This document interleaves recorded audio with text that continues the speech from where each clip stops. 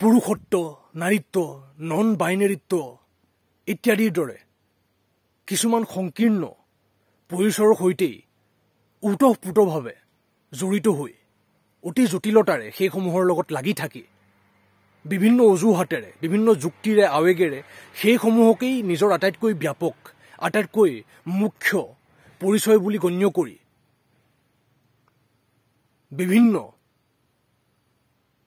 পদক্ষেপ গ্ৰহণ কৰি গ'লে ঠিক নহ'ব। সেইসমূহে আমাক বৰকৈ সীমাবদ্ধ কৰিয়েই ৰাখিব। এইটো কোৱা নাই যে পুৰুষ, নাৰী, নন বাইনেৰী ইত্যাদিৰ দৰে পৰিচয়বোৰক শেষ কৰি পেলাব লাগে, নালাগে। যি এক সীমিত স্থান থাকে তেনে পৰিচয়বোৰৰ, সেই স্থানতেই বিবেকৰ ভিত্তিত সেই পৰিচয়বোৰক ৰাখিব লাগে।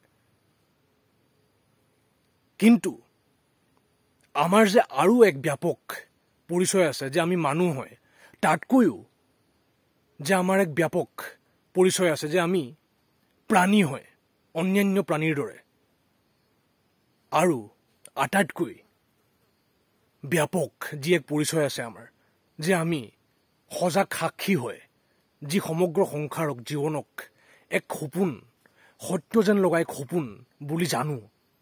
সেই দিশে সেইবোৰ দিশলৈ আমি ক্ৰমান্বয়ে বিবেচনাৰ ভিত্তিত অগ্ৰসৰ হৈ যাব লাগিব। তেতিয়াহে আমি সীমাবদ্ধতাৰ পৰা, সংকীৰ্ণতাৰ পৰা ক্ৰমান্বয়ে উচিত গভীৰ ব্যাপকতাৰ দিশে গৈ থকা হ'ব, সত্যৰ দিশে গৈ থকা হ'ব, শুধৰণি ঘটাই থকা হ'ব। বুজিব লাগিব আমি।